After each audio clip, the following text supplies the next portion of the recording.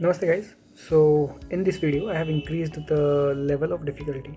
The length of this video or the audio is long. Then I have also mentioned the level of questions with each question. So if you are not able to give a correct answer to all the questions, do not worry. And for better results, just do this exercise 4 or 5 times before watching the original video in the very end with subtitles. So all the best, and in case if you guys have any suggestions, then you can leave a comment. Thank you.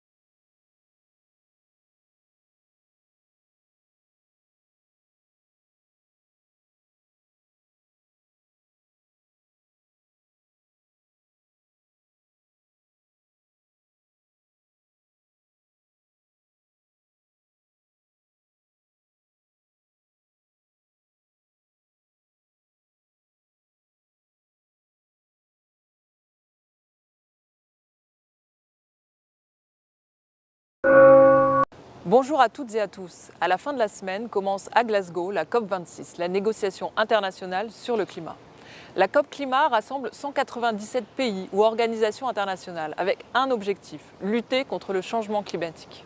Ces négociations, elles vont durer 2 semaines et elles sont extrêmement importantes. Importantes car nous vivons tous sous le coup de la menace climatique. L'urgence se concrétise sous nos yeux dans tous les pays de la planète.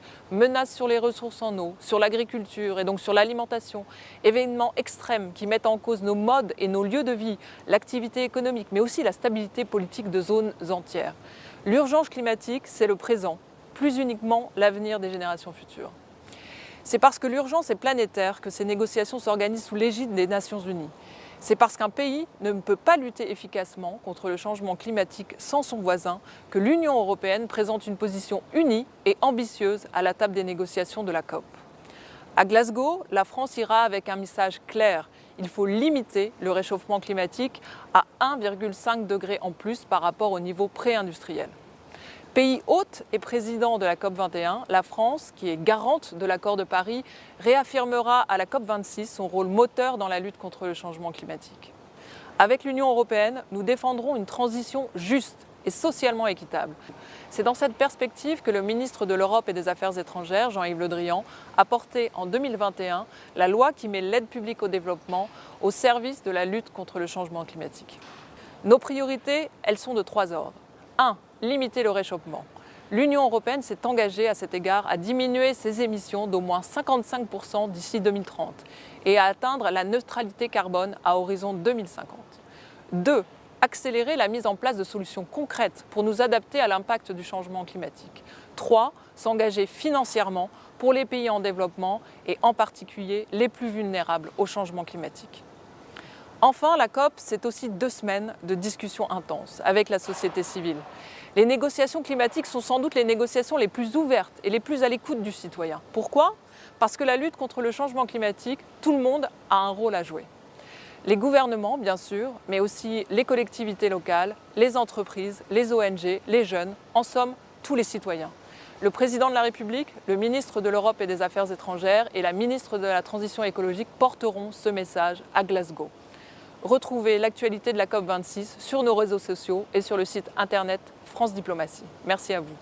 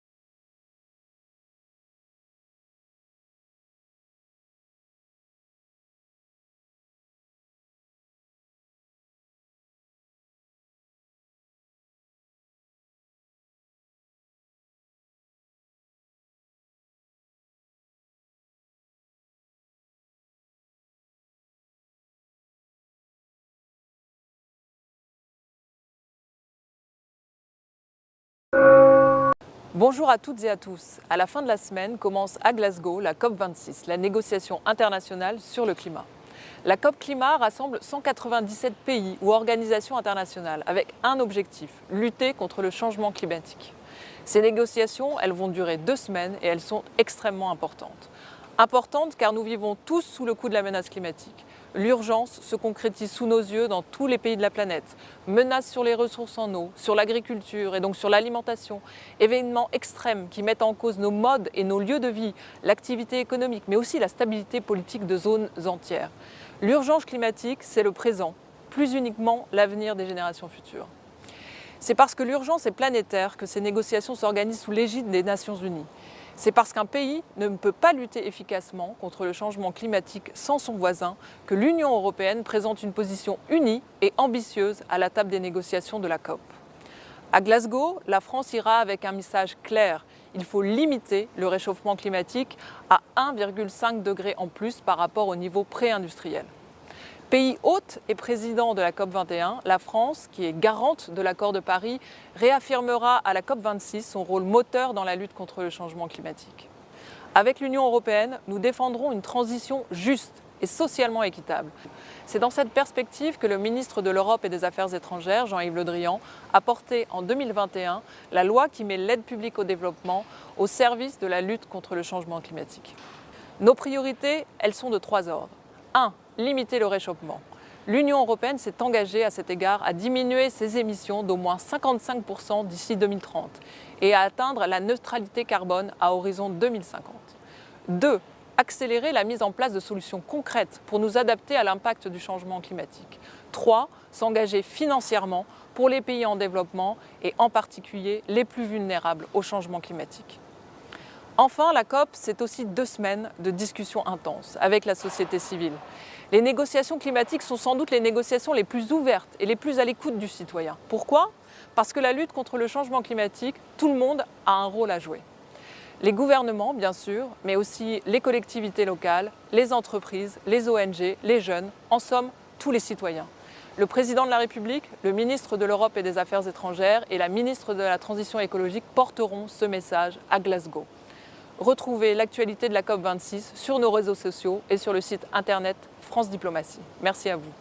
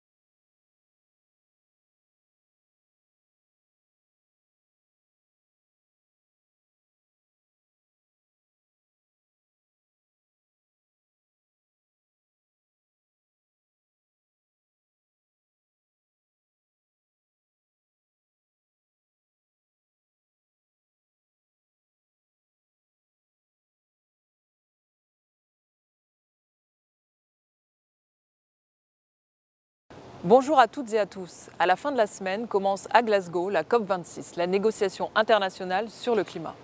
La COP Climat rassemble 197 pays ou organisations internationales avec un objectif, lutter contre le changement climatique. Ces négociations, elles vont durer 2 semaines et elles sont extrêmement importantes. Importantes car nous vivons tous sous le coup de la menace climatique. L'urgence se concrétise sous nos yeux dans tous les pays de la planète. Menaces sur les ressources en eau, sur l'agriculture et donc sur l'alimentation. Événements extrêmes qui mettent en cause nos modes et nos lieux de vie, l'activité économique, mais aussi la stabilité politique de zones entières. L'urgence climatique, c'est le présent, plus uniquement l'avenir des générations futures. C'est parce que l'urgence est planétaire que ces négociations s'organisent sous l'égide des Nations Unies. C'est parce qu'un pays ne peut pas lutter efficacement contre le changement climatique sans son voisin que l'Union européenne présente une position unie et ambitieuse à la table des négociations de la COP.